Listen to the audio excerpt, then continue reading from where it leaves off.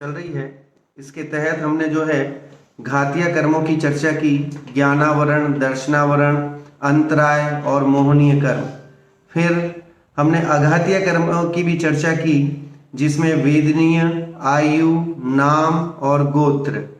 आयु कर्म की चर्चा अपनी विगत कई दिनों से चल रही थी, जिसमें 4 तरह के आयु कर्म को 4 भागों में बांटा गया है, जिसमें नरक आयु, देव आयु, तिर्यंच आयु और मनुष्य आयु।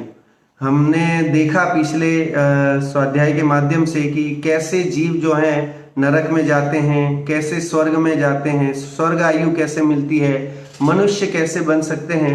इन सब चारों गतियों की चर्चा अपन ने यहाँ पर की थी।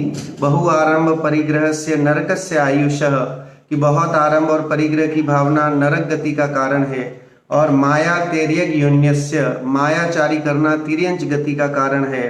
अल्प आरंभ और परिग्रह की भावना रखना ये मनुष्य भव का कारण है, मनुष्य आयु का कारण है।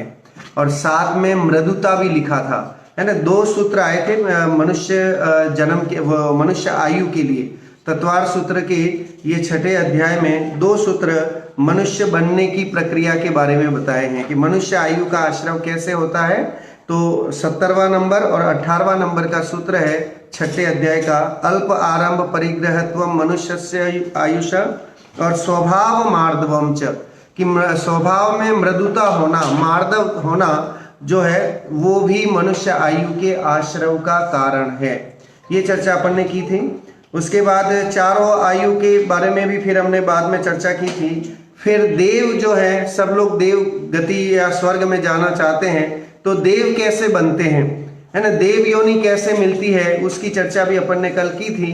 सराग संयम, संयमा संयम और अकाम निर्जरा के भाव से जो है देव योनि मिलती है। और उसमें भी जो एक दूसरा सूत्र है सम्यक त्वम च, सम्यक दर्शन भी देव योनि में जाने का कारण है। अगर सम्यक तो है तो, क्योंकि आपने देखा, हमने 6 डाला में पढ़ा था कि सम्यक दृष्टि कहाँ कहाँ जन्म नहीं लेता है। तो सम्यक दृष्टि के लिए स्वर्ग के द्वार हमेशा खुले। सम्यक दृष्टि मनुष्य बन सकता है, स्वर्ग जा सकता है, लेकिन नरक में नहीं जाता है ना। थावर विकलत्रय पशुतन में नहीं उपजत सम्यक धारी, 6 डाला में दौलत राम जी ने लिखा।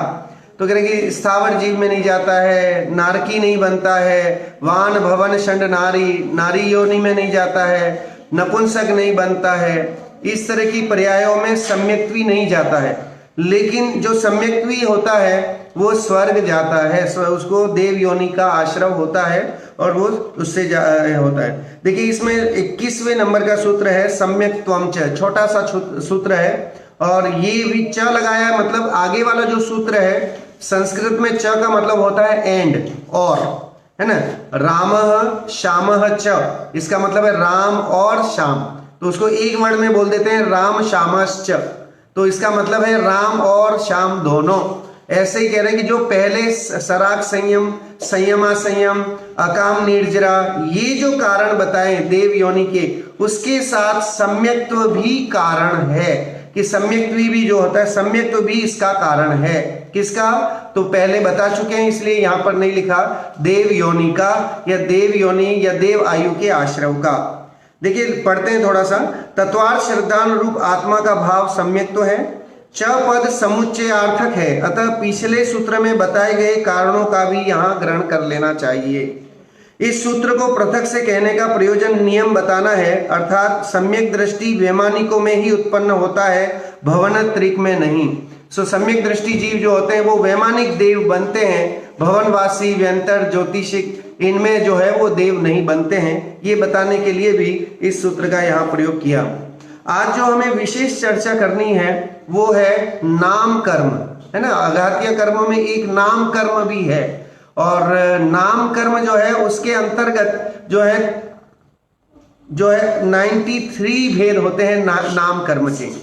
मतलब नाम कर्म की प्रकृतियां हैं, है ना, नेचर है कि नाम कर्म के जो कर्म है उसमें क्या क्या चीजें हैं जो उदय के से हमें पता चलती हैं। तो उनकी प्रकृतियां जो है 93 हैं, लेकिन हम उतनी पूरी चर्चा नहीं करेंगे। लेकिन जो जो चीजें हमारे लिए प्रयोजनभूत हैं, हमारे लिए उपयोगी हैं, जानने लायक हैं, उन्हें हमें जरूर जानना चाहिए। नाम कर्म जो है उसके दो तरह के जो है वो भेद यहाँ पर किए गए हैं, और वो एक शुभ नाम कर्म और एक अशुभ नाम कर्म, ऐसे नाम कर्म के दो भेद कर दिए है ना। पहले हम देखें तो उमा स्वामी भगवान ने यहाँ पर तत्वार सूत्र में जो है नाम कर्म के लिए दो सूत्र दिए हैं, नाम कर्म के लिए, आश्रव के लिए, कि योग वक्रता विसंवादनम च अशुभस्य नामना। ये सूत्र है 22 नंबर का 6ठे अध्याय का। योगों की वक्रता और विसंवाद से अशुभ नाम कर्म का आश्रव होता है। अब ये योगों की वक्रता मतलब, वक्र मतलब क्या होता है? वक्र मतलब होता है टेढ़ा, है ना, सीधा नहीं होना, उसका नाम टेढ़ा। तो योगों का टेढ़ापना होना, उसका नाम वक्र है। आप देखिए संस्कृत में एक महान कवि हुए और उनका नाम था अष्टावक्र। अष्टावक्र, वक्र शब्द समझाने के लिए मैं बता रहा हूं, वो अष्टावक्र थे। अष्टावक्र नाम इसलिए पड़ा था उनका क्योंकि शरीर से 8 अंगों से टेढ़े मेढ़े थे, और वे संस्कृत के प्रकांड विद्वान थे, और नाम था अष्टावक्र। उनकी घटना ये आती है, कहानी ये आती है कि वे जब छोटे थे तो खेलने गए होंगे बाहर, जब आए वापस तो उन्होंने माँ से पूछा कि पिताजी कहाँ है? पिताजी, जनरली बच्चा जो है पिता से प्रेम होने से पूछता है कि कहाँ है पिताजी, दिख नहीं रहे हैं। तो एक या 2 दिन से नहीं दिख रहे थे, तो वो माँ से पूछने लगा आखिर पिताजी दिख क्यों नहीं रहे हैं? तो वो बहुत जिद करने लगा। तो माँ ने कहा कि पिताजी गए हैं राज दरबार में, राजा के राजमहल में गए शास्त्रार्थ करने, क्योंकि अष्टावक्र के जो पिता थे वो भी जो है बड़े विद्वान थे, प्रकांड विद्वान थे। तो कहा कि वो जो है वो शास्त्रार्थ करने गए हुए हैं। अच्छा, तो वो माना नहीं कि नहीं ऐसा है, कल से गए हैं और आज तक आए नहीं, पता नहीं क्या हुआ नहीं हुआ। वो जिद करने लगता है माँ से कि मैं जाता हूँ राजमहल में और पिताजी को ले करके आता हूँ। तो आप सोचिए, वो माँ समझती थी कि वो बच्चा जो है 8 जगह से टेढ़ा मेढ़ा था, इसलिए उसी का नाम रखा गया था अष्टावक्र। 8 शरीर के अंग जो है उसके टेढ़े मेढ़े थे और बदसूरत सा लगता था दिखने में, ज्ञान से लेकिन वो वृद्ध था। उसके लिए संस्कृत में वर्ड आया है ज्ञान वृद्धा, कि ये ज्ञान से बूढ़ा है, शरीर से बूढ़ा नहीं है। लेकिन ज्ञान से बूढ़ा होना कितना उपयोगी होता है, उस बात को बताने के लिए मैं ये मतलब स्टोरी आपके साथ शेयर कर रहा हूँ। सो छोटा था, भले 8 साल का था, लेकिन बहुत तीक्ष्ण बुद्धि वाला था, बहुत नॉलेज थी उसमें, बुद्धिमान था वो, बहुत जिद्दी भी था। तो उसने माँ से जिद की कि माँ मैं तो जो है पिताजी को लेके ही आऊंगा। अब वो माना नहीं, तो माँ को जो है मजबूरन जो है भेजना पड़ा। जैसे तैसे वो गया, वहां राजमहल में पहुंचा तो द्वारपाल ने पहले तो उसे घुसने ही नहीं दिया। उसके शरीर को देख करके जो है उसे कहा हट जा यहाँ से, अंदर नहीं जा सकता, राजा जी बिजी हैं अभी। बड़ी मेहनतें करने के बाद जैसे तैसे उस अष्टावक्र को राजमहल में घुसने की परमिशन मिल गई, और वो राजमहल में अपने पिता के साथ साथ ही, जहाँ शास्त्रार्थ, पहले राजा महाराजा लोग शास्त्रार्थ करवाते थे, तो वहाँ शास्त्रार्थ चल रहा था और पिताजी बैठे थे एक जगह और दूसरी जगह दूसरे पंडित विद्वान बैठे थे। तो जैसे ही ये अष्टावक्र राजमहल में घुसा तो उसको देखते ही वहां के जितने मंत्री संतरी, जितने द्वारपाल राजपाल जितने जो थे, वे सब जोर से ठहाका लगा करके हंसने लगे। और उस संस्कृत में एक वर्ड आया है उसका, साट्टहासम हसंती, कि हट्टहास लगा के जो, और आप उस हंसने लगते हो और सामने वाला भी हंसने लग जाए तो एक अलग सी मतलब सिचुएशन बन जाती है। तो राज दरबारी जितने वो सब मंत्री संतरी लोग वो सब हंस रहे हैं जोर जोर से, और साथ में ये भी जो है वो जोर जोर से हंस रहा है, अट्ठहास लगा करके। अट्ठहास लगाना मतलब जोर जोर से ठहाके लगा करके। तो राजा को भनक हुआ, तो राजा ने जो सबको शांत किया कि चुप हो जाओ। फिर उसने उस बालक से पूछा, अष्टावक्र से, कि हे बालक, मुझे ये तो समझ में आ रहा है कि मेरे मंत्रीगण क्यों हंस रहे हैं, लेकिन मुझे ये समझ में नहीं आ रहा है कि तुम क्यों हंस रहे हो, तुम्हारी हंसी का कारण क्या है। ये वहां पर जो है वो राजा पूछते हैं उनसे।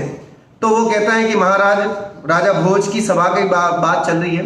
तो वो कहता है अष्टावक्र, महाराज, आज तक मैंने ये सुना था कि आपके दरबार में गुणवानों का, विद्वानों का सम्मान होता है, लेकिन आज मैंने पहली बार ये देखा है कि आपके यहाँ तो सिर्फ चमड़ी को देखने वाले लोग हैं, आपके यहाँ बुद्धिमान लोग नहीं हैं। तो इनके अज्ञान को देख करके मुझे हंसी आई। ये जवाब उस अष्टावक्र ने उस राजा के सामने दिया था। और राजा ये देख करके बहुत गदगद हुआ और फिर उसने वहां शास्त्रार्थ भी किया, विद्वानों को उसने परास्त भी किया, अपने पिता को वहां से फिर लेके आया। तो इस तरह से जो एक छोटी सी घटना है लेकिन हमें बहुत बड़ी सीख देती है। और वो सीख क्या है कि देखिए, हम शरीर को देख करके बहुत प्रभावित होते हैं, लेकिन शरीर तो नाम कर्म का ही एक भेद है और शरीर नाम कर्म के आधार से ही मिलता है। इसमें नाम कर्म के जो 93 भेद हैं उसमें 5 शरीर जो होते हैं, औदारिक, वैक्रयिक, आहारक, तेजस, कारमान, और ये सारे जो 5 शरीर हैं वो पांचों शरीर जो हैं वो इस नाम कर्म के ही भेद हैं। 93 में 5 शरीर भी जो है वो नाम कर्म के उदय से मिलते हैं। तो हमें औदारिक शरीर अभी मिला हुआ है। ये हमारा जो शरीर है वो कैसा है, हमारे पास अभी एट ए टाइम 3 बॉडी हैं। कोई कहेगा कि हमारे पास तो एक ही बॉडी है, आप 3 बॉडी की बात कर रहे हो, लेकिन जैन धर्म कहता है कि यहाँ संसारी जो है वो हर एक के पास 3 बॉडी हैं। कौन सी 3 बॉडी हैं? औदारिक शरीर हमारे पास है और तेजस शरीर है और कारमान शरीर है। ये 3 शरीर हमारे पास अभी मौजूद हैं। तेजस मतलब कांति देने वाला, चमक देने वाला। शरीर की चमक जो है वो तेजस शरीर के द्वारा मिलती है ना। हम गोरा काला जैसा भी है, काला है तो भी वो उसमें कांति है, चमक है, तो उस कारण से वो तेजस शरीर है। कारमान शरीर जो है, कर्म वर्गणाएं जो आत्मा के साथ जोड़ती हैं, शरीर का जो बंधन करती हैं, वो कारमान वर्गणा रूप कारमान शरीर है। औदारिक शरीर, ये 5 इंद्रियमय जो हमारा शरीर है, यह शरीर जो है वो औदारिक शरीर है, जो हम आंखों से जिन्हें देख सकते हैं, यह औदारिक शरीर है। सो ये इस तरह से 5 शरीर जो है, ये 5 शरीर जो है उनमें से हम जो है शरीर को लेकर के किसी भेद जो करते हैं, काला गोरे का या ऊंच नीच का भेद करना, ये सारा भेद जो है वो करने का जो है वो मिथ्यात्व रूप परिणति है, क्योंकि ये तो नाम कर्म से मिला हुआ है। इसलिए किसी को काला देखना, गोरा देखना, ये सम्यक्त्व भाव नहीं है। सम्यक्त्व भाव क्या है कि हर जीव को जीव देखना, ये सम्यक्त्व भाव है।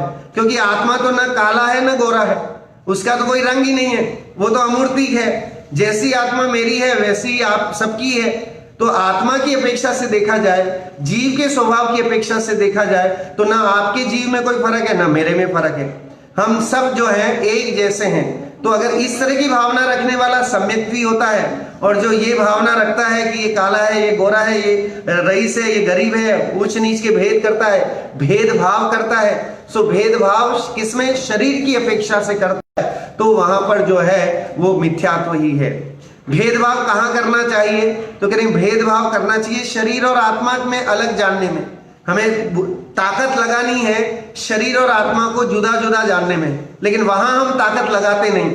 और ताकत हमारी कहाँ लगती है कि नहीं, शरीर के संवारने में, शरीर को सुधार करने में, शरीर के लिए सारा जतन करने में। सुबह से लेके रात तक की सारी क्रियाएं इस नाम कर्म से मिले हुए औदारिक शरीर के पोषण के लिए ही होती हैं। लोग कहते हैं अगर ये पापी पेट नहीं होता तो कुछ नहीं होता, है ना। तो हम दोष किसको देते हैं कि पेट को दोष देते हैं, लेकिन पेट से कुछ नहीं है। हमारे मुनिराजों के पास भी पेट है, लेकिन वहां संतोष है ना, संतोष वृत्ति है, जिसके कारण आसक्ति नहीं है वहां। इसीलिए जो है वो पाप नहीं है, आश्रव नहीं है। क्योंकि जहां संतोष होता है, उग्र संतोष, आप देखिए तीव्र संतोष की भावना अंतर में है, तो वहां पर आश्रव नहीं है, वे आश्रव से निराश्रवी हैं, क्योंकि वहां आश्रव नहीं बंधता है। फिर कर्म का आश्रव जो है वो मिथ्यात्व अवस्था में द्विगुणित होता जाता है, अनलिमिटेड बनता है। जब तक मिथ्यात्व रहता है, कारमान वर्गणाएं खचाखच जुड़ती रहती हैं, इनकी कोई काउंटिंग नहीं है। उतने कारमान वर्गणाएं जो है हमारे शरीर के साथ जुड़ती हैं।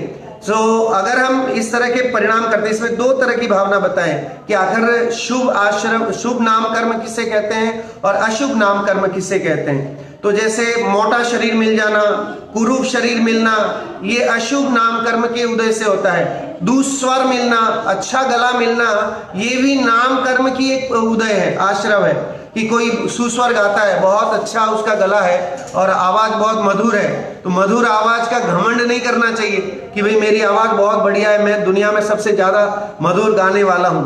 लेकिन कह रहे हैं कि वो तुम्हारे नाम कर्म के उदय से मिला हुआ है, कि अभी नाम कर्म का उदय चल रहा है। शुभ नाम कर्म के उदय से जो है वो गले का सुस्वर, कई बार होता है यश और सम्मान मिलता है, तो ये भी शुभ नाम कर्म के उदय से।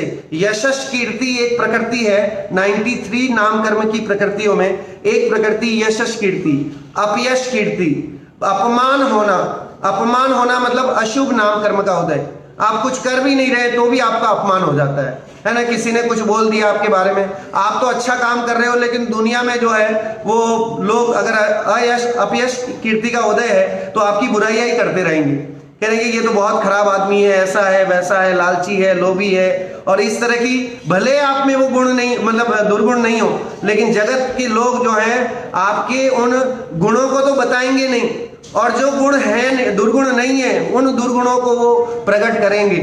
तो ये इसका कारण क्या है, तो कहेंगे ये अपयश कीर्ति का उदय है। नाम कर्म की ये प्रकृति है जिसके कारण अपयश होने पर अपयश कीर्ति का उदय होता है। और यश, कई बार आप कुछ नहीं करते हैं तो भी आपको यश मिल जाता है, तो और सिर्फ एक एरिया ही नहीं जानता है, पूरा वर्ल्ड जाने लग जाता है। तो पूरा वर्ल्ड आपको जान ले तो ये समझ लीजिए कि यश कीर्ति का तीव्र उदय चल रहा है, जिसके कारण जो है ये सारा संयोग ऐसे बने हुए हैं कि हर कोई, आप चाहे सोए रहो, आप घर में रहो तो भी आपका नाम होता रहता है।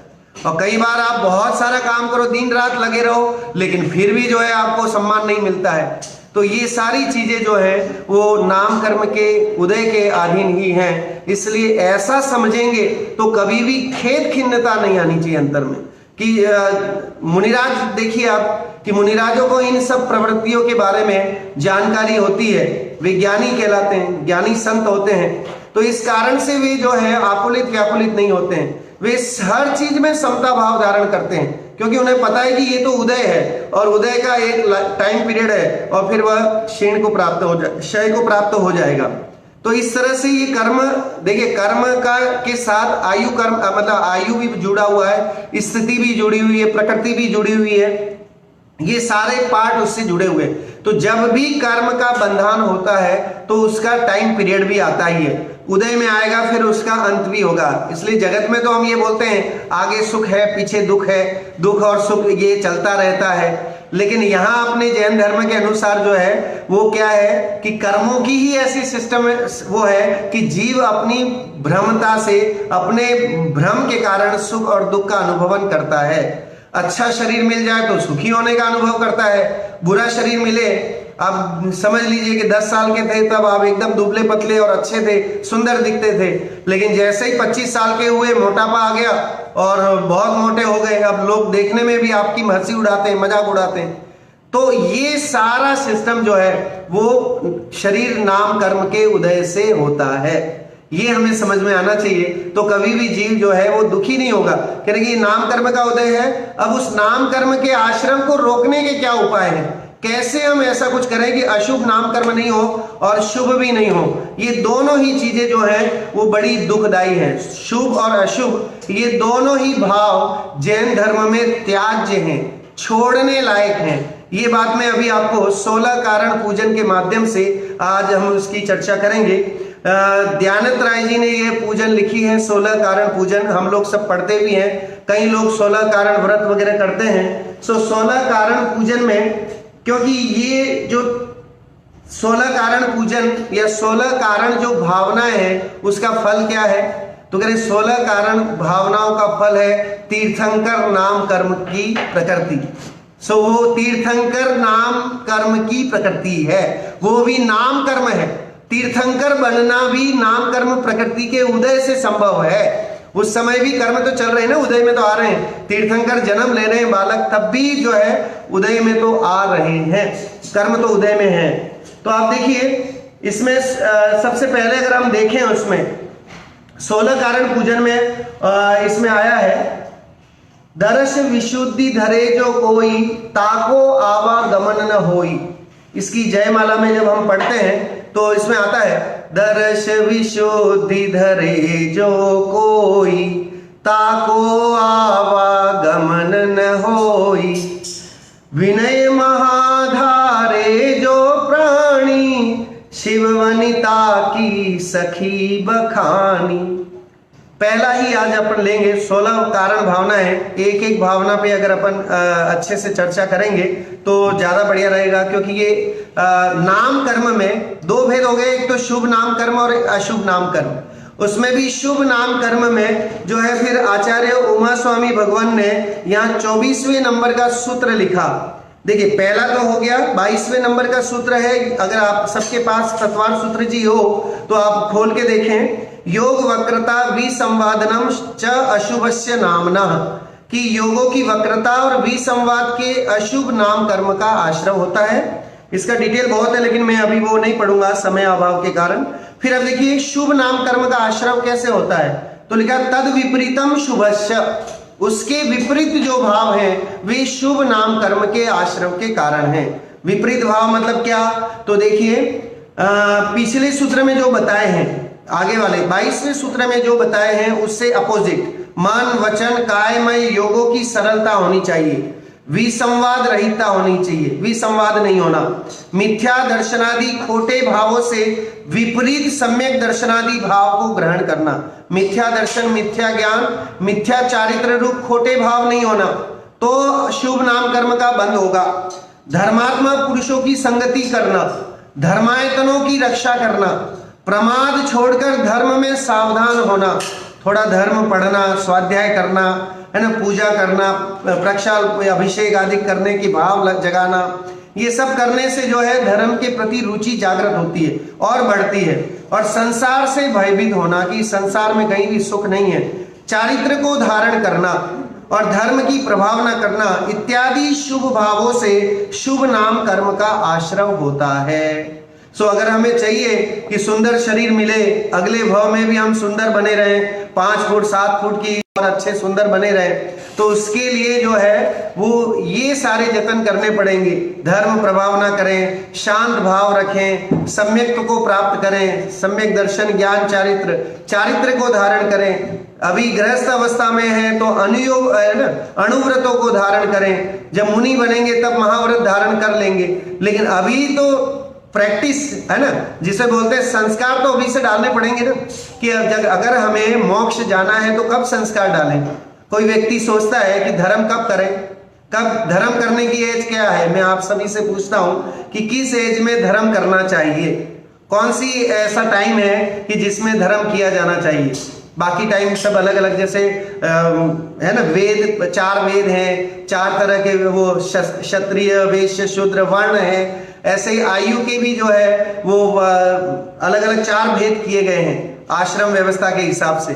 तो इसमें जो है युवा अवस्था है, फिर प्रौढ़ अवस्था है, फिर वानप्रस्थ अवस्था है, फिर संन्यास अवस्था है। तो उस वर्ण व्यवस्था के हिसाब से तो संन्यास को लास्ट में लिया है, लेकिन अपना जैन धर्म कहता है कि अपने यहाँ तो हर समय जो है वो धर्म करने का समय है। हम ये सोच के बैठे कि बुढ़ापे में कर लेंगे या बड़े होंगे उस समय कर लेंगे, तो कह रहे ये सब हमारी, क्योंकि एक तो पहली बात तो हमें पता ही नहीं है कि हमारा आयु कितना है, कितनी आयु हम लेके आए, किसको पता है। कह रहे किसी को इसकी जानकारी नहीं है, किसकी मृत्यु कब हो जाए ये हम आप और सब देखते हैं अपने घरों में। आए दिन ऐसी जो है घटनाएं होती हैं कि जो अच्छा खासा था, बेड पे सोया हुआ था, सुबह उठा तो हार्ट अटैक से सीधा मरा हुआ ही मिला। तो आप सोचिए ऐसी ऐसी घटनाएं हो जाती हैं और जीव जो है कब यहाँ से प्राण पखेरु उड़ जाते हैं पता नहीं चलता है। तो हम ये सोच के बैठ जाएं कि धर्म तो हम जो है बुढ़ापे में कर लेंगे, या अब जब हमारे बच्चे शादी लायक हो जाएं, शादी ब्याह हो जाएं, और उसके बाद धर्म करेंगे आराम से, या बहुत पैसा इकट्ठा कर लें, 2-4 करोड़ 10 करोड़ जो है वो बैंक बैलेंस बन जाए, उसके बाद धर्म कर लेंगे।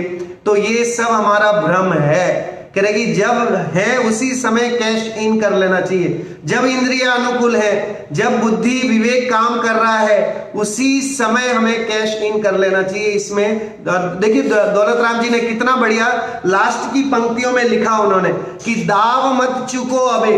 उन्होंने जब अपन उसमें पढ़ा था तो उसमें उन्होंने लिखा था कि दाव मत चुको। देखो कितनी गजब की बात वो लिख के छड़ाला में गए कि अब लास्ट लाइन है छड़ाला की, 6वीं ढाल की लास्ट लाइन, अब दोल हों सुखी स्वपद रची दाव मत चूको अबे।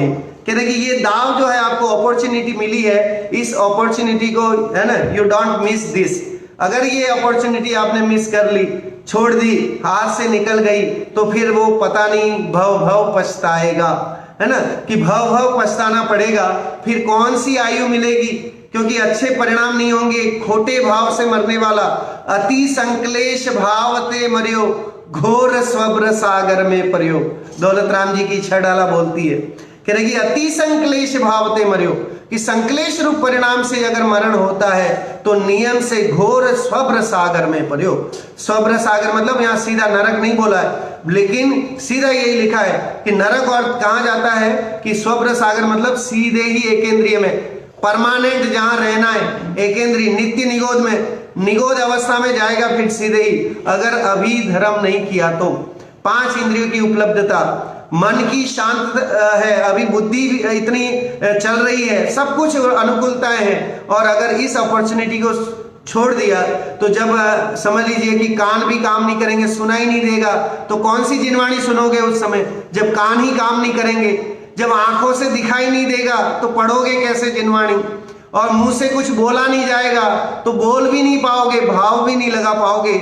जब अपन इस तरह के ये सोच के बैठे हैं कि हम बाद में धर्म कर लेंगे, लेकिन धर्म तो जो है वो कब करना चाहिए, कह रहे हैं धर्म करने की अवस्था तो ये है कि जब इंद्रिय अनुकूल हो, जब बुद्धि एकदम तीक्ष्ण हो, उस समय जो है अपने ज्ञान भंडार को भर लें, हम जिनवाणी के इस अक्षय भंडार को अपने अंतर में भर लें, तो फिर बुढ़ापे में कोई पानी देने वाला हो, कोई बोलने वाला, नमोकार सुनाने वाला हो, नहीं हो, तो भी फर्क नहीं पड़ना है, क्योंकि हमारे अंतर में जिनवाणी कंठ कंठ में बसी है। तो आप अपने वो पाठ, वो सारी चीजें जो है स्तुतियां गाते रहोगे, और शांत भाव से अपना मरण होगा, और नियम से शांत भाव से मरने वाला स्वब्र सागर में नहीं जाता है, उसको सुगति ही मिलती है। तो इसलिए आप देखिए, शांत और विशुद्ध परिणामों से जिसका मरण होता है वो नियम से सुगति को प्राप्त करता है, अगर पूर्व में आयु कर्म नहीं बांधा है तो। अगर पहले कोई परिणाम करके आयु कर्म बंध चुका है तो फिर उसका जो है जो जहां आयु कर्म बंधा है वो जीव वहीं जाता है। लेकिन मरने से 48 मिनट पहले, अंतर मुहूर्त पहले तक, जैसा कि बताया जाता है कि आयु कर्म नहीं बंधा है तो त्रिभाग में इस तरह से जो है आयु कर्म उस समय भी बंध सकता है, और बंधता ही है, और फिर जीव जो है देह विलय करता है। तो इसीलिए आप मरणासन अवस्था में लोग नमोकार सुनाना, शांत भाव रखना, जाप आदि करना, ये सब इसलिए करते हैं ताकि जो है वो जो जीव जा रहा है वो शांत चित्त होकर के अच्छी धर्म भावना के साथ जो है अपने देह का विलय कर पाए और आगे सुगति को प्राप्त कर पाए। तो ये तो हुई मरण की बात, लेकिन हमें तो हर समय जो है एक्टिव रहना चाहिए, क्योंकि पता नहीं है अच्छा दिखने वाला जवान व्यक्ति भी कब चल बसता है, ये हम कह नहीं सकते हैं। किसको किस तरह की बीमारी लग जाए, कौन सा वायरस लग जाए, और चाहे वो जवान हो या बूढ़ा हो, दोनों ही कंडीशन में अभी तो जो मौसम बदला हुआ है ना, खराब तो मैं नहीं कहता हूं, लेकिन जैन धर्म के अनुसार जो मौसम बदला हुआ है उस मौसम में तो धर्म ही श्रेष्ठ है, धर्म ही शरणभूत है, ऐसी सिचुएशन देख करके तो इसलिए धर्म करने के लिए कोई उम्र नहीं होती। धर्म करने के लिए तो बस ये है कि जब रुचि जागे, है ना, जब जागो तभी सवेरा वाली बात, कि जिस दिन समझ में आ गया कि अगर करने लायक कोई कार्य है तो मनुष्य भाव में एकमात्र सदधर्म जिनवाणी को समझ करके अपनी अज्ञानता को दूर कर लेना है, और मनुष्य भाव देह छूटे उससे पहले सम्यक की प्राप्ति हो जाए, सम्यक दर्शन हो जाए, इतना काम हम करके जाएं। क्योंकि सम्यक दृष्टि नपुंसक नहीं बनता, नरक नहीं जाता, तिर्यंचादिक एकेंद्रियादिक विकलत्रय इन सब कुगतियों में नहीं जाता है। तो आगे जाकर के धर्म प्रभावना से जो भी उसके संस्कार लेके जाएगा तो वो संस्कार आगे काम भव भवांतर तक संस्कार चलते हैं, काम आते हैं।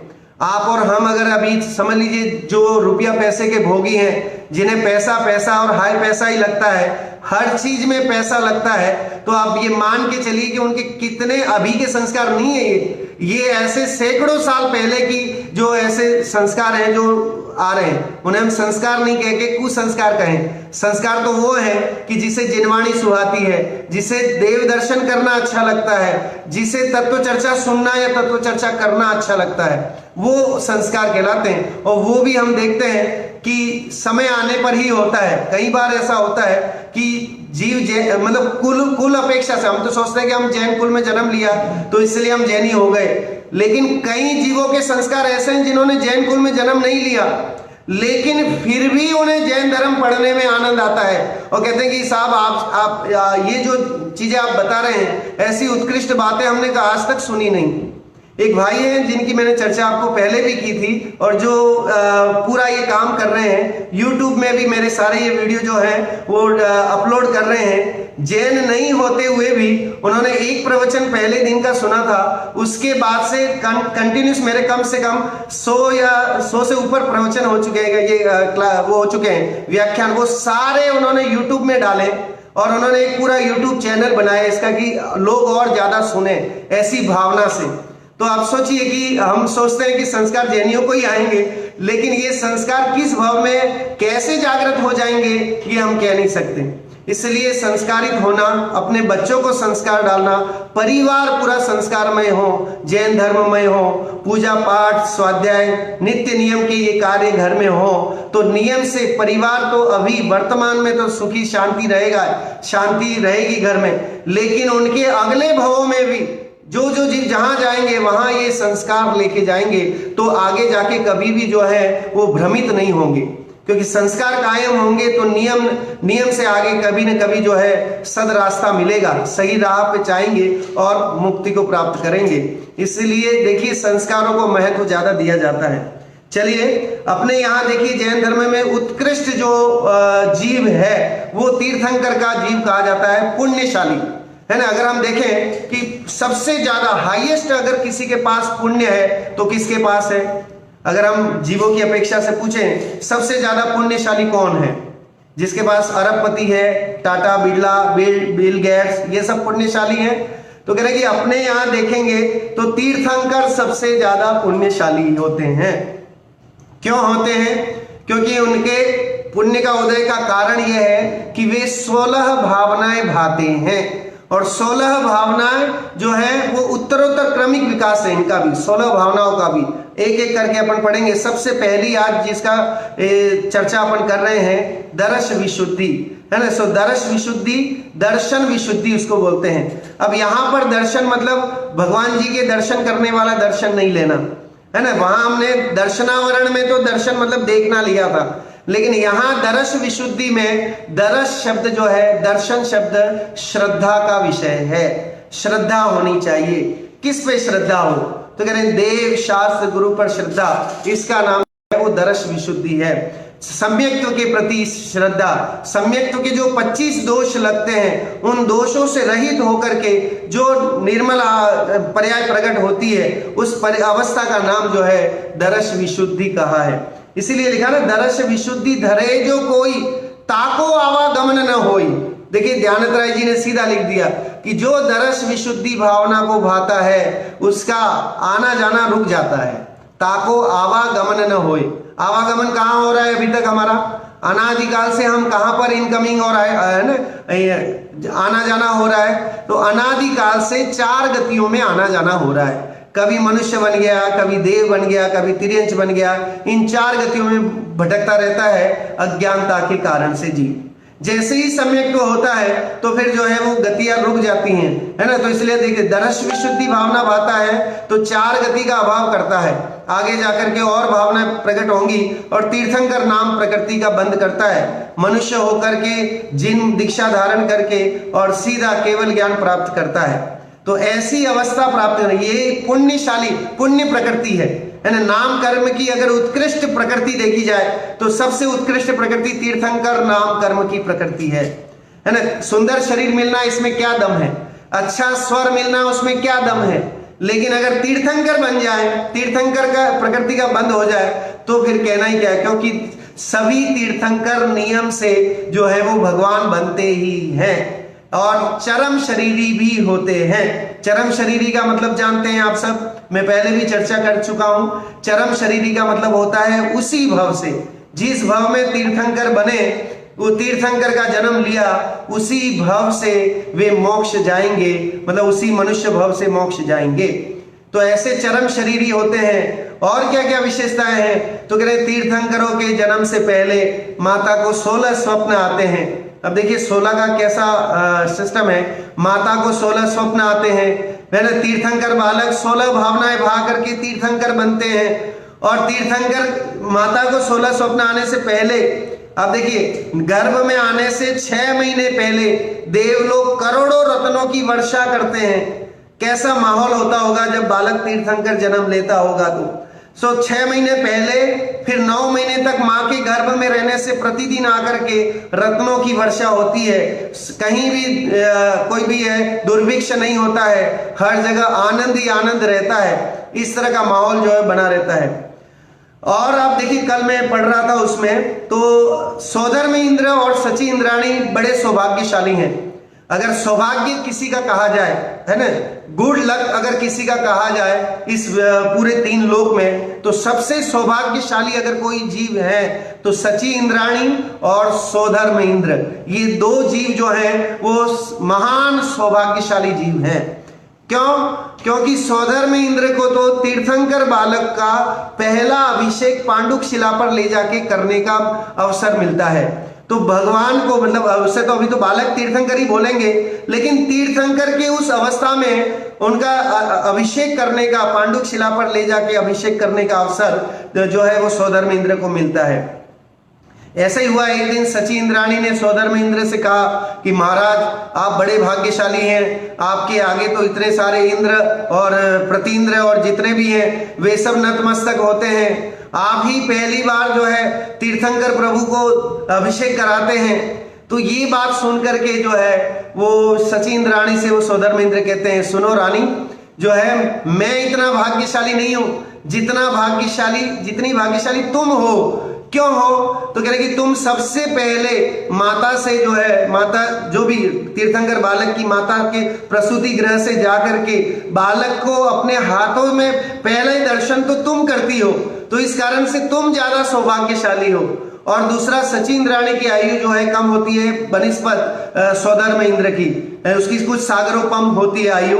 तो उस सची इंद्राणी का देह विलय पहले हो जाता है और फिर जो है, और नियम से सची इंद्राणी और सोधर में इंद्र एक भव अवतारी होते हैं, अगले भव में नियम से जो है वो मोक्ष जाते हैं। तो इस कारण से जो है वो कहते हैं कि हे देवी, आप तो मुझसे पहले देह त्याग करेंगी और जाकर के मनुष्य भव धारण करके और संयम धारण करके मुझसे पहले आप जो है वो अरहंत और सिद्ध बन जाएंगी। तो मैं आपको नमस्कार करूंगा, अब आप बताओ कौन भाग्यशाली ज्यादा है। तो इस तरह से सोधर में इंद्र और इंद्राणी की एक चर्चा जो है इस तरह की चलती है।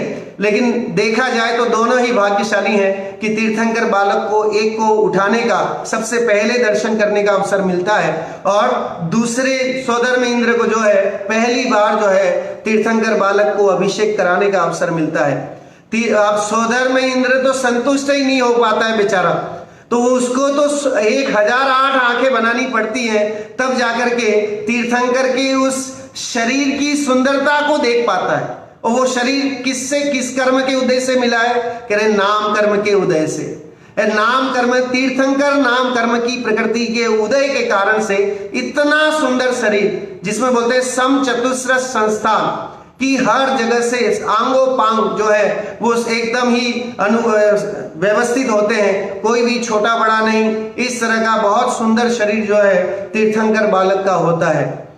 और ये सारी वैभव देख करके, ये सब कुछ समझ करके हमें समझना चाहिए कि जब हम अगर अभिषेक कर रहे होते हैं या प्रक्षाल कर रहे होते हैं, तो उस समय भी हमें ऐसी अंतर में भावना आनी चाहिए कि वाकई हम साक्षात श्री अरहंत के मानो नवन परसन करूं। बोलते हैं ना जब हम जाते हैं कि हम, ऐसा लगता है जैसे साक्षात मैं तीर्थंकर बालक के को नवन करा रहा हूं, उनको स्पर्श कर रहा हूं। ऐसी प्रतीति जब अभिषेक के टाइम या प्रक्षाल के टाइम होनी चाहिए, तो वो क्रिया भी जो है वो सार्थक है, उसको करने का तब फल ज्यादा है। क्योंकि सारा सिस्टम जैन धर्म के अनुसार भावों पे डिपेंड है कि हमारे परिणाम कैसे हैं, परिणामों को सुधारना है। अभी जैसा जिस तरह का माहौल बदला हुआ है, इसमें हमें कैसे परिणाम रखने चाहिए, क्या करें? हम दुखी रहे? देखो लोग 2 तरह के हो सकते हैं। एक तो ये सोच के बैठ जाए कि साहब बाहर नहीं निकल सकते हैं, कहीं जा नहीं सकते, जाएंगे तो कुछ हो जाएगा, और कोई वायरस लग गया तो और दिक्कत हो जाएगी।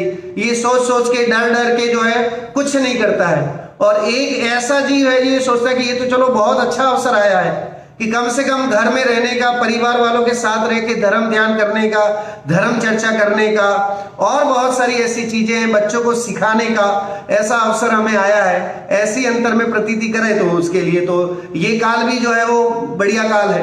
तो विचारना हमें चाहिए कि चाहे माहौल बदल गया है, लेकिन उस बदले हुए माहौल में भी हम नेगेटिविटी नहीं लाएं, नकारात्मकता नहीं लाएं, और सकारात्मक, जब जिसके पास जिनवाणी है, जिसके पास जैन धर्म है, उसको किससे डर है ना। अगर हमारे पास देव शास्त्र गुरु है तो फिर हमें किससे डर होना चाहिए।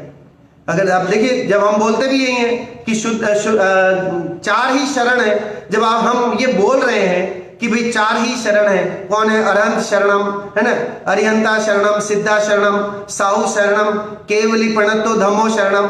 ये सब हम झूठ बोलते हैं। फिर अगर हमें ये लगता है कि यही चार शरण है तो फिर ऐसे बदले हुए मौसम में उनकी शरण में क्यों नहीं जाते हो? कह रहे इसका मतलब आप सिर्फ और सिर्फ हम सब क्या करते हैं, खाली जीवा से बोलते हैं कि अरहंता शरणम, सिद्धा शरणम, साहू शरणम, केवली प्रणतो धम्मो शरणम। लेकिन उस शरणम का सही अर्थ क्या है? क्या मतलब है शरणम का? मतलब कि मैं आपकी शरण में आता हूं, हे अरहंत भगवान, मैं आपकी शरण में आता हूं। शरण में आने का मतलब अरहंत जैसी बनने की भावना रखना, उसका नाम शरण है। मुनिराज बनने की भावना रखना, इसका नाम है ना, साधु शरणम। और धर्म की प्रभावना करना, उसका नाम है धम्मो शरणम। तो ये तो हमें काम करते नहीं है, हम खाली बोलते जाते हैं अरहंता शरणम, सिद्धा शरणम, साहू शरणम, केवली प्रणतो धम्मो। उत्तम भी बोलते हैं हम कि यही उत्तम भी है, यही मंगल है। मंगल का मतलब क्या है? कि जो पापों को गलाए उसका नाम मंगल। विश्वास है कि नहीं? पहले विश्वास लाओ कि अरहंत भगवान पापों को गला सकते हैं कि नहीं। अगर गला सकते हैं, ये श्रद्धा है, तो ये चीज बोलो कि जो है वो चत्तारी मंगलम, अरिहंता मंगलम, सिद्धा मंगलम, साहू मंगलम, केवली प्रणतो धम्मो मंगलम। तो कह रहे हैं कि अगर ये चारों चीजों में विश्वास है कि ये हमारे पापों को दूर कर देंगे और हमें जो है धर्म में लगा सकते हैं, ऐसी दृढ़ प्रतीति है, तो फिर अगर और कहीं मत्था टेकने की जरूरत क्या है? फिर कहीं और जाकर के ग्रहित मिथ्यात्व कोई चादर ओढ़ने की क्या जरूरत है? फिर ये श्रद्धान ही तो दर्श विशुद्धि है, इसका नाम दर्श विशुद्धि है। खाली 16 कारण पूजा पढ़ने से कुछ नहीं होने वाला। जब तक कि दर्श विशुद्धि की भावना की फीलिंग क्या है, किसको कहें दर्श विशुद्धि? तो कह रहे दर्श विशुद्धि का मतलब है ये चारों मंगल हैं, इन मंगलों, चार मंगलों पे अगाढ़ श्रद्धा, और ये ही मंगल है, और जगत में मेरा कोई मंगल नहीं कर सकता। ये ही उत्तम है, जगत में और कोई मेरा उत्तम नहीं कर सकता। ये ही इनकी चार की शरण में मैं जाऊंगा, और कोई शरण नहीं है जो मुझे ले जाए या मेरा उपकार कर सके। ऐसी अंतर में प्रतीति हो तो जो है दर्श विशुद्धि होती है। और इसीलिए देखिए, दर्श विशुद्धि किसको होती है? इसके लिए भी लायकात चाहिए। जैसे किसान खेती करने से पहले बहुत मेहनत करता है, उस खेत की पूरी स्टेज तैयार करने की उसकी प्रक्रिया बहुत लंबी है, पहले चर्चा कर चुका हूं कि बीज रोपने की जो स्टेज है, उससे पहले उसको पूरा खून पसीना बहाना पड़ता है, तब जाके लास्ट स्टेज जो है वो बीज रोपने की होती है। वो फिर निराकुल होकर के बीज रोपता है जब वो पूरा काम कर चुका होता है, अपने खेत की मेड़ बना चुका होता है, खेत के कंकड़ पत्थर साफ कर चुका होता है, खेत को 1-2 बार हल करके और उसकी सारी भूमि को सोध के अच्छी तरह से जो है साफ कर चुका होता है, और उसमें खाद वगैरह डाल करके पूरी उपजाऊ उस भूमि को बना लेता है। तब जाके अंतिम समय में बीज डालता है, पहले बीज डाल के फिर कंकड़ पत्थर नहीं निकालता है। तो यही काम हमें करना है कि अगर वाकई हमें दर्श विशुद्धि चाहिए, है ना, दर्श विशुद्धि भावना भानी है, तीर्थंकर नाम कर्म प्रकृति का आश्रम करना है, तो तीर्थंकर नाम प्रकृति का आश्रम करने के लिए दृढ़ प्रतीति, दृढ़ श्रद्धा, और जिस तरह किसान व्यवहारिक जीवन में अपनी पूरी तैयारी करता है, वैसी तैयारी हमारी धर्म के क्षेत्र में होनी चाहिए। इतनी दृढ़ता, इतना विवेक विचार जो है वो धर्म के क्षेत्र में होगा, तभी जाकर के ये आप मान के चलिए कि हमें जो है दर्श विशुद्धि रूप परिणाम आएंगे। और बताऊं तो दर्श विशुद्धि या ये तीर्थंकर नाम कर्म प्रकृतियां जो है वो सुपीरियर लोग ही, उनके हम मत्थे ही, मतलब उन्हीं को मिलती हैं। चौथे गुणस्थान से लेकर के 8वें गुणस्थान तक जो है तीर्थंकर नाम कर्म प्रकृति का बंध हो सकता है। मतलब चौथा गुणस्थान अविरत सम्यक दृष्टि कहलाता है। सम्यक दर्शन जहां पर होता है, पहली बात आत्मभान जहां हुआ वहां जीव अगर पुरुषार्थ करें तो दर्श विशुद्धि आदि ये 16 भावनाएं हैं, उनका अभ्यास करके उन भावनाओं को उभा करके और फिर तीर्थंकर नाम कर्म प्रकृति का आश्रव कर सकता है। मिथ्यात्वी के हाथे है ही नहीं। जिसको मिथ्या दर्शन, मिथ्या ज्ञान, मिथ्या चारित्र है, वे मिथ्यात्व अवस्था में कभी भी तीर्थंकर नाम कर्म प्रकृति का बंध आश्रव नहीं कर सकते। तो तीर्थंकर बनना है तो सबसे पहले सम्यक्त्व लेना जरूरी है, उसके लिए भी है ना। और सम्यक्त्व के लिए तत्वार्थ श्रद्धानम सम्यक दर्शनम, उमा स्वामी भगवान ने तत्वार्थ सूत्र में एक औषधि बता दी हमें कि 7 तत्वों का सच्चा श्रद्धान होना, उसका नाम सम्यक दर्शन है। तो तीर्थंकर बनने के लिए भी शरीर और आत्मा के प्रति भेद विज्ञान है ना, कि शरीर अलग है और शरीर तो नाम कर्म की एक अवस्था है, और जिसके औदारिक अवस्था है ना, तेजस अवस्था है, कारवाण अवस्था है। जब इसमें से चेतना निकल जाती है होता है तो कह रहे कि चेतना निकलने के बाद सिर्फ जीव बचा रह जाता है और कुछ रहता नहीं है। और जीव निकल जाता है, शरीर रह जाता है, और शरीर को फिर दुनिया के लोग भी जो है ना, वो भी उसको इतनी वेटेज या उतना महत्व नहीं देते हैं। दुनिया के लोग भी जो है उस शरीर का इतना सत्कार नहीं करते हैं। क्यों नहीं करते? क्योंकि अब उसमें चेतना नहीं रही। अब देखिए प्रत्यक्ष लौकिक व्यवहार में भी देखा जाता है कि भाई जैसे ही चेतना निकली, अंतर मुहूर्त में उस शरीर का जो है दाह संस्कार कर देना चाहिए, नहीं तो उस शरीर में भी इतने निगोदिया जीव और इतने स्थावर और एकेंद्रीय जीव पैदा हो जाते हैं, और उनके पैदा होने से उन जीवों का भी हिंसा का पाप हमें लगता है। तो आप सोचिए, ये सब जैन धर्म के चरणानुयोग में आपको पढ़ने को मिलेगा कि आखिर मृत्यु की कितने बाद जो है दिन बाद जो है हमें शरीर को कितना रखें, हम कितने दिन तक शरीर को रखें। तो इसकी चर्चा भी जो है बहुत उत्कृष्टता से चरणानुयोग में हमें मिलती है। तो वहां से हमें ये जब चरणानुयोग का स्वाध्याय करेंगे तब तो वो बात समझ में आएगी कि भाई कैसे वो करना चाहिए। अब देखिए पुराने जितने भी कवि लोग हुए, हमने कोशिश की है शनिवार को जो भजन संध्या है उसमें पुराने कवियों को जो है कि भजन ज्यादा गाए जाए। जो कवि हैं जिन्होंने अपने बनाए हैं, कुछ नए भजन हैं वो भी हमने लिए हैं, लेकिन जो मजा पुराने कवियों के भजनों में था, चाहे वो दौलत राम जी हैं, दयानंद राय जी हैं, और बाकी और भी बहुत सारे बुद्धजन जी और ऐसे जो कवियों ने लिखे हैं, बनारसी दास जी के जो पद हैं, आध्यात्मिक जो भजन हैं जिसमें आत्मा की मुक्ति की बात बताई गई है। दयानंद राय जी ने एक दयानंद विलास करके एक पुस्तक लिखी है जिसमें सैकड़ों जो है उन्होंने भजन लिखे हैं, कारिकाएं लिखी हैं, पद लिखे हैं, और उत्कृष्ट आत्मा से संबंधित कैसे जीव जो है आत्मा बने, इस तरह की चर्चा उसमें की है। जब समय रहेगा तो जरूर हम जो है वो उस दिन हम जरूर पुराने भजनों को सुनेंगे और मौका मिलेगा। आप सब भी जुड़े और अपने रिश्ते नातेदार जो भी आपके फ्रेंड्स हैं उनको भी आप जोड़िएगा, और उस दिन हम लिंक सेम डे शनिवार को ही लिंक भी भेजेंगे। वैसे जो पोस्टर आया है, जो फ्लेयर आया है, उसमें लिंक दिया हुआ है, पासवर्ड और लिंक दिया हुआ है, तो आप उससे ज्वाइन कर पाएंगे। उस दिन ये वाला जो लिंक है वो काम नहीं करेगा। उस दिन जो है वो स्पेशल, क्योंकि उसमें लोगों के ज्यादा जुड़ने की है, तो हमने वो विशेष डिमांड से सुबोध जी की सहायता से उसको हमने अरेंज किया है, जिसमें कि 400-500 लोग भी एक साथ जुड़ सकते हैं। तो इस तरह से अरिहंत मित्र मंडल के सभी पदाधिकारीगण, सुबोध जी और राजेंद्र जी वगैरह, ये सारे लोग जो है बहुत ही तत्परता से, एवं स्वीटू भाई जो है वो बहुत ही उत्कृष्टता से हमारे साथ जुड़े हुए हैं और काम करते हैं। कोई भी ऐसा धार्मिक काम है उसके लिए कभी मना नहीं करते हैं, और पूरे मंडल के लोग मना नहीं करते। मैं किसी एक का नाम लेके दूसरे को गौण नहीं करना चाहता, लेकिन सभी का बहुत सहयोग है। यहाँ के जितने लोग हैं, जो भी इस अरिहंत मित्र मंडल से जुड़े हुए हैं और भी जितने इस स्वाध्याय ग्रुप से जुड़े हैं, सभी लोग बहुत ही उत्कृष्ट भावना लिए हुए हैं, सभी भव्य हैं, और हमारा सबका उद्देश्य एकमात्र है, और एकमात्र जैन धर्म के इस रहस्य को जानना है। इस स्वाध्याय के माध्यम से यही हमारा उद्देश्य होना चाहिए, और इसी के लिए हमने ये प्रयास किया है एक भजन संध्या का, आध्यात्मिक भजन संध्या का, कि ताकि ऐसे जब मौसम बदल गया है तो उस बदले हुए मौसम में हम और और भक्ति के माध्यम से कैसे मौसम को बदल सकते हैं। बहुत अच्छा रहेगा, आप सब जुड़े उस दिन। जय जिनेंद्र।